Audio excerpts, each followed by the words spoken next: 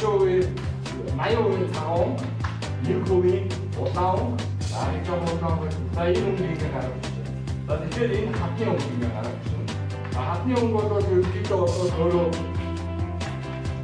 안 집에도 나는. Намайг Бачбаатарын Бямба гэдгээ Улаанбаатар хотод төрсэн. Тайванд соёл буюу урлаг судлаач буюу зураач мэргэжлэр төгсөөд 2013 онд эх орондоо ирээд өөрийнхөө хувь уран бүтээл хийгээл одоо ингэ байж байна да.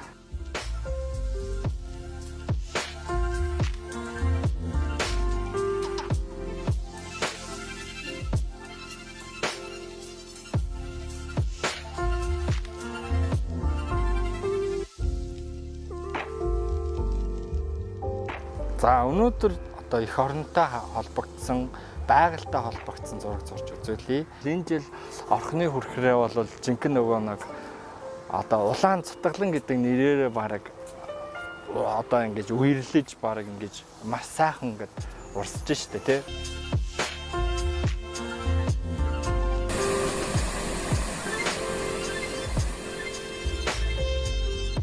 За бүгдээр за орхны хүрхрээ хэдүүлээ төсөөлье те.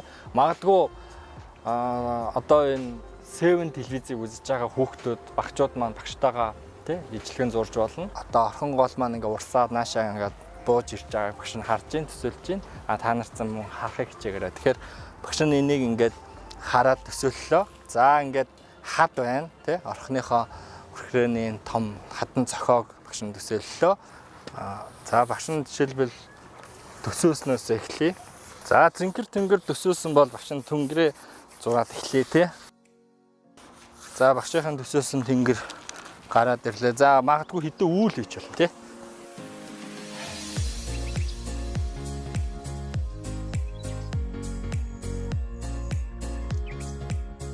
Тэнгэрээ багш нь зурлаа. За одоо орхны хүрхрээний байгалыг энэ дээр дурсалж үзүүлье. За уул бол их гоё харагддаг. За голыг ингээд зуръя тий. Орхон гол урсж гин.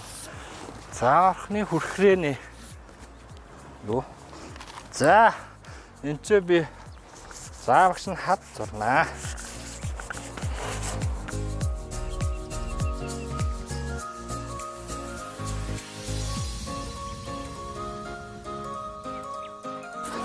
За үүн дээр гоё хадныхаа өнгөлөг гаргая тий.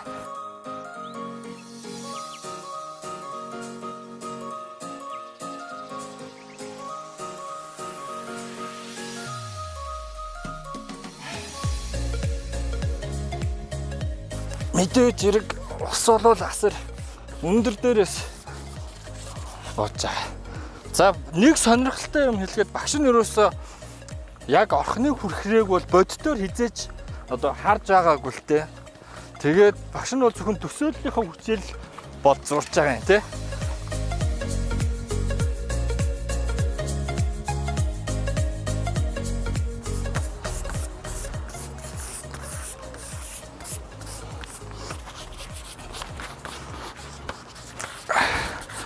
За ингээ хадан эсаа энэ төр ингээ харагдаж болно. Мэ? За хадыг ингээд багш нь нэг доошоогоо бол багш нь бол ерөнхийдөө би яг улаан нэг чулуутын голыг бол хавцлыг бол харжсэн. Доошоогоо чулуутын хавцал мэдээж үргэлжилдэг. Нилээн хадтай байгаа.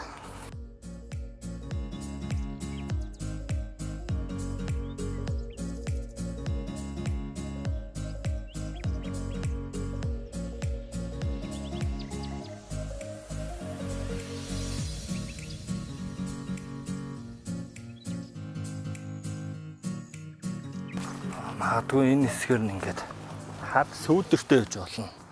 Тэ сүүдэр ингээд гараад үг. Нааталт нь ингээд магадгүй чулуу голын иргэний чулуу байж болно.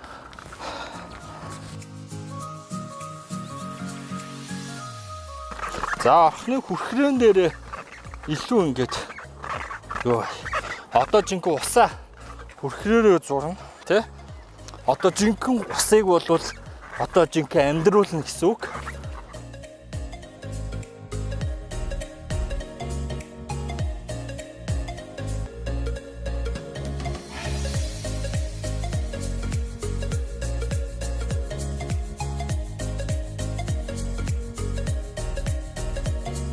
За магадгүй энд мод байгаа.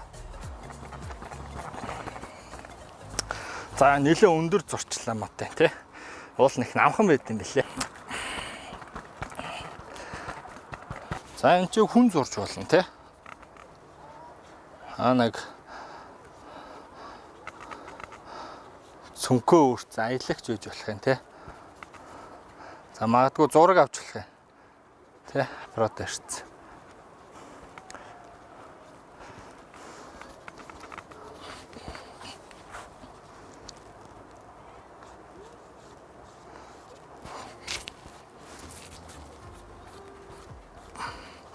За сүүдэр мэдээж ирэх тусна.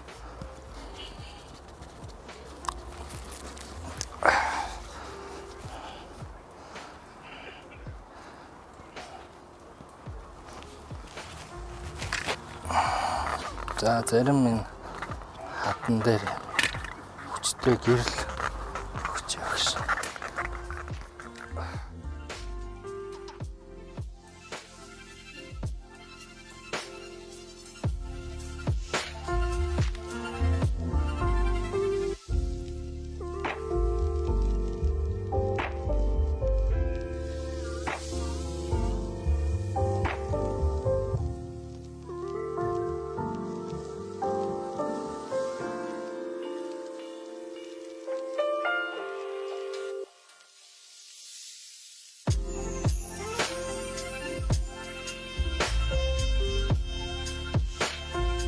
Энэ самбар дээр зурх бол нэг төрлийн бас урлаг мөн. Тэгтээ яг энэ урлаг бол одоо бас нэг хөгжөөгүй. Одоо баг энэ бол зөвхөн нөгөө маш түргэн хугацаанд зурагддаг. Дээрээс нь зөвхөн самбар дээр. Тийм учраас нөгөө нэг самбарын нөгөө нэг энэ материалаас их шалтгаалдаг. Тэгээ аваж юуж болдгоо зөвхөн зураг юм уу хальсан дээр үлддэг. Ийм одоо зургийг би бол ерөнхийдөө Монголд одоо 2009 оноос эхлээд зурсандаа тэр үед би нөгөө нэг цагийн багш хийдэг байлаа сурагчдад. Тэгээд энэ санааг яах гэж одоо яагаад болсон бэ гэхээр хүүхдүүд ингээд 40-50 хүүхдүүд ч юм уу 30-аад хүүхдүүд ингээд над руу ингээд хараас зогсож байна те. Тэгээ багшигаа л харна штэ. Тэгээ яг зургийн багш нь ингээд самбарын өмнө цагаан шохоо ч юм уу өнгийн 3 одоо шохоо барьчаад юу ч хийхгүй бол харамсалтай юм шиг санагдсан надад миний хувьд те. Тийм учраас энэ яагаад юу н самбар дээр энэ хүүхдүүдэд те ингээд хичээлийг айгу гоё ормоор санагдаад миний бас хөтөлбөр байсан тэр үед. Тэгээ би бас боловсруулалтыг бас хичээл орохоос өмнө тэгээд самбар дээр бол 2009 оноос хойш зурж эхэлсэн дээ. Самбар бол бас их хортой, шохоо их буримтхай. Ерөнхийдөө бол 40 минутад хичээл ордог гэж үзвэл нэг 10 минутанд зурдаг. Монгол гоо зүй, Монгол урлаг хүүхдүүдэд яг энэ тэнцүү хүрэх ёстой. Тим үндсэн дээр би энэ алчуур, энэ 3 өнгийн шохоогоо одоо эдэн зурдаг да. Тэгтээ надад бол ад жаргалтай байдаг. Яагаад гэвэл хүүхдийн энерги айгүй гоё байдаг. Зурж явах явцад манай хүүхдүүд чөлөөтэй ирдэг л та. Сурагчид маань тэр их гоё.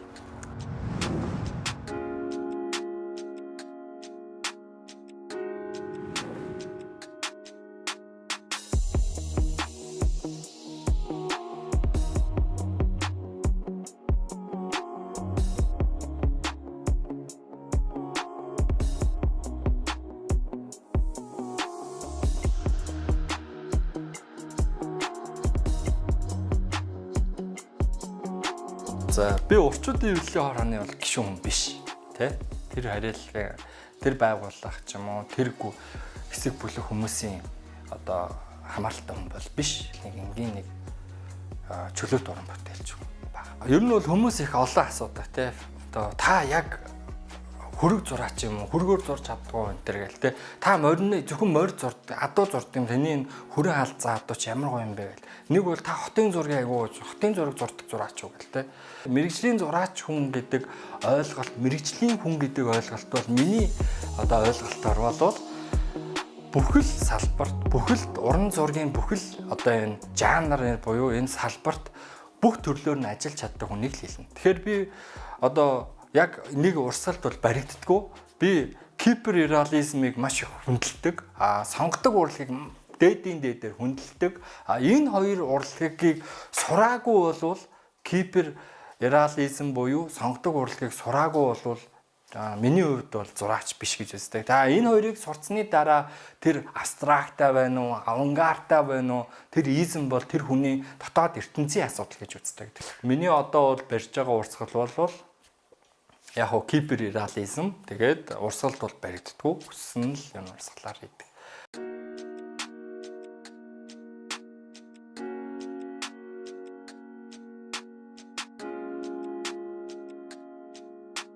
Зөвхөн зураач биш мөн одоо жижиг хэмжээний одоо анимашн хийж болдог зарим одоо график зураг одоо абстракт ч вэ авангард ч вэ бүх зураач нар ордог ийм зургийн уралдаанд одоо олимп болдог тэр олимпиад миний бие бол 2019 онд орсон маш удаж байгаа зарлагддаг ийм уралдаан үүнд би одоо өөрийнхөө дэлхийн үүсэл гэдэг бүтээлээрээ одоо дэлхийн ертөнцийн одоо үүсэл ихтлэхий гэдэг утга агуулгыг агуулсан тийм бүтээл хийгээд одоо honorable mention болсон. Одоо миний бүтээл бол тэр Японы алдартай Bijutsu гэдэг сэтгүүл эд юм билээ.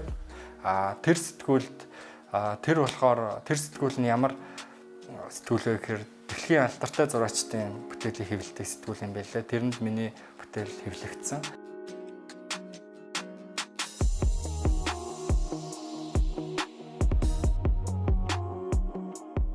За Монголд бол одоо 1940 онд одоо зөвлөлт холбоот улсын одоо мэрэгчлэнгүүд анх Монголд одоо ирээд зургийн сургалтыг бий болгож одоо хүүхдэд зурвалын хичээл заасан.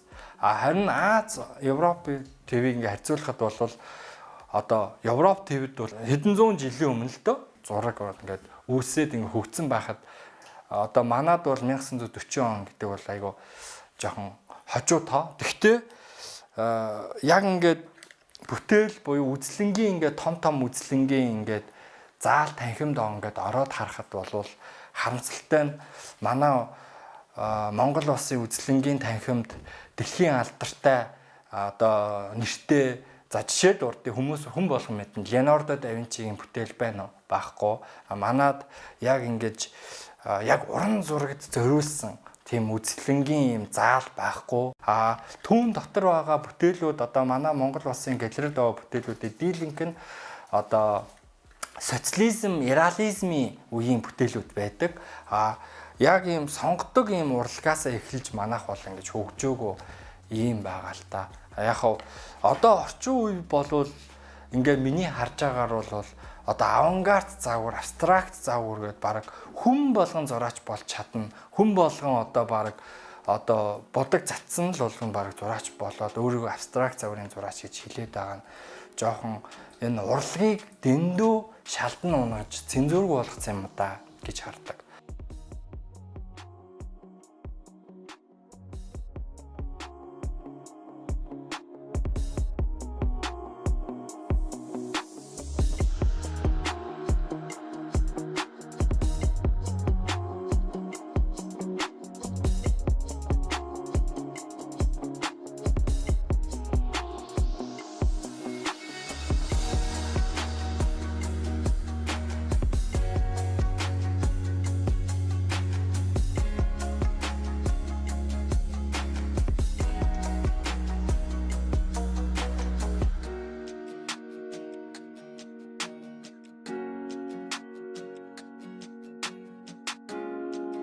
Монгол адуу бол хулан дахин удамтай гэж ярьдаг шүү дээ тий. Яагаад ч гэвэл хулан дахин одоо удам мөн.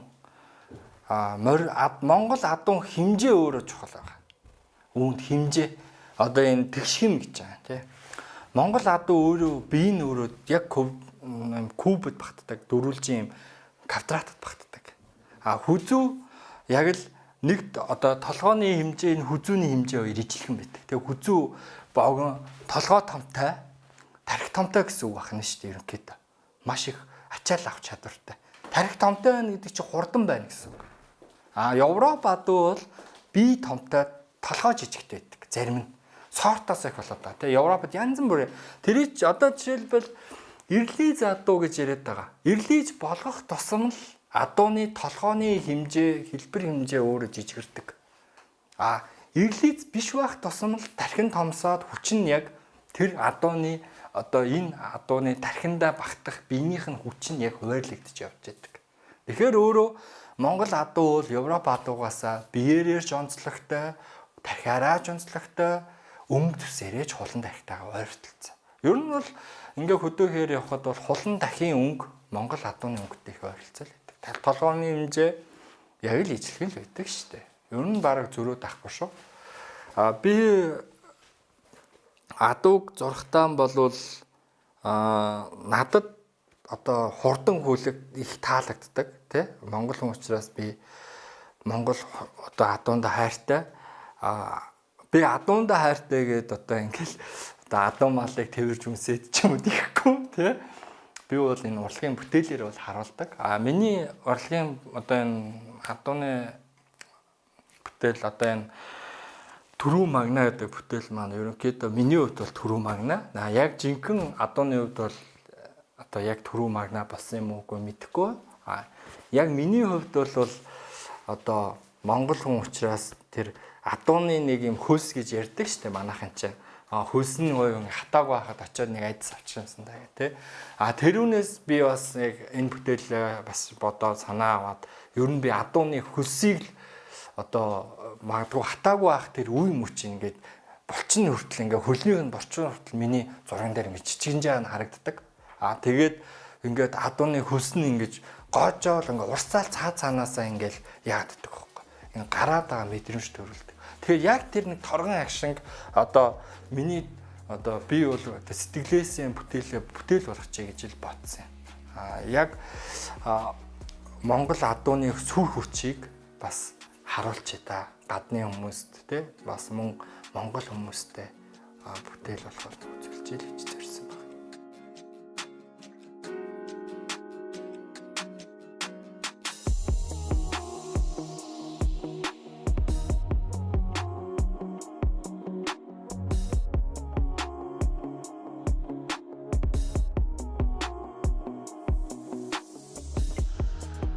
Би өөрөө багш хүн одоо хүүхдүүдэд хичээл заахад монгол хүүхдийн сэтгхүү хүний сэтгүүг ингээ хардаг.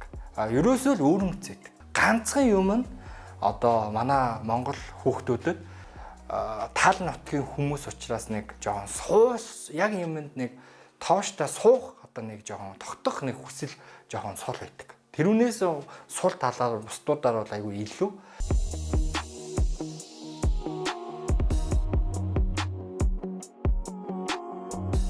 Одоо энэ аж үйлдвэрийн 4-5 дугаар хувьсгалыг бол бид нар бол гүйцэхгүй шүү дээ. Монголчууд бид.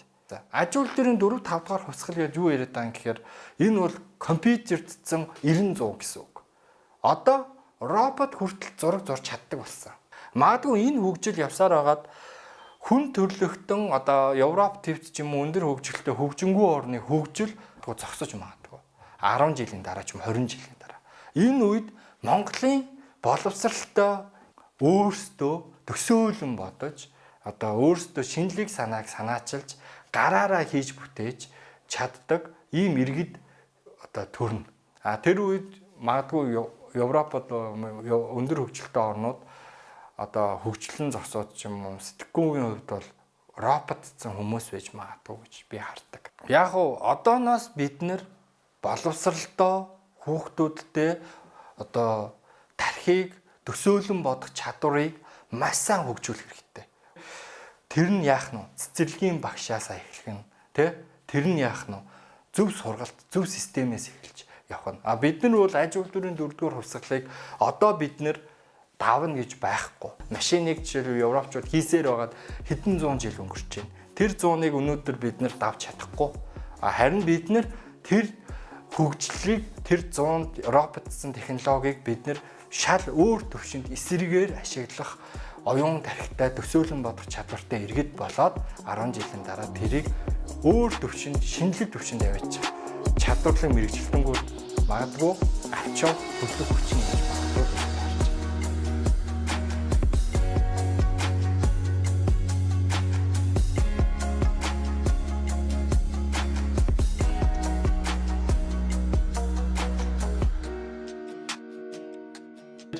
Ер нь би шавнартаа ингэж загтаг. Өөрийнхөө дуртай, өөрийнхөө хийж чаддаг зүйлээр амжилтанд хүрдэг шүү. Зураач хүн болоход юу анхаарах вэ гэхээр одоо Монголд манад нэг юм харагдаад идэв. Зүгээр эрс өнгөний зураач ч юм уу, өнгөний зураач ч юм уу гэж яриад идэв. Энэ бол нэг л үг. Зураач, мэрэгжлийн зураач уран бүтээлч болох гээд хөөхтүүд маань ингэж бэлтэж явах юм бол нэгдүгээр харандаа гэж юу вэ? Харандаагаар одоо эрс өнгө хэрхэн зурдаг вэ энийг сурна. Тэгэхээр зураач болоход 10 төрлийн зүйлийг сурсан байх хэрэгтэй. Чи хэрвээ зураач болох гэж байгаа бол аягыг одоо гэрэл зургийн халснаа авсан юм шиг гараараа буулгахгүйгээр зураад үзүүлчихээ. Одоо зурцсны дараа за би нэг шавгүй зураач болох юм байна да гэж бодоорой гэж би хэлдэг те. За нэг ийм л байна.